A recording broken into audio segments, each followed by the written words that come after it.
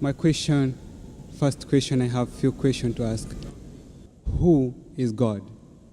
Brother asked the question, who is God? And this is the same question that was asked by the Christians to Prophet Muhammad Sallallahu Alaihi Wasallam. And he was, what should I answer? We can keep on speaking about God. Then the revelation came. Surah Ikhlas, chapter number 112, verse number 1 to 4.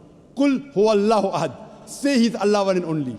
Allahu samad. Allah, the absolute and eternal. Lam yalid, walam yulad. He begets not, nor is begotten. Walam yakul lahu kufuwan ahad. There's nothing like Him. This is a four-line definition of Almighty God given in the Quran. Any candidate you say is Almighty God, if that candidate fits in this four-line definition, we Muslims have got no objection in accepting that candidate as God. The first is, Kul huwa Allahu ahad. Say He's Allah one and only. Number two, Allahu samad. Allah, the absolute and eternal. Lam yalid walam yulad. He begets not, nor is he begotten. Walam yakul lahu kufuwan ahad. There's nothing like Him.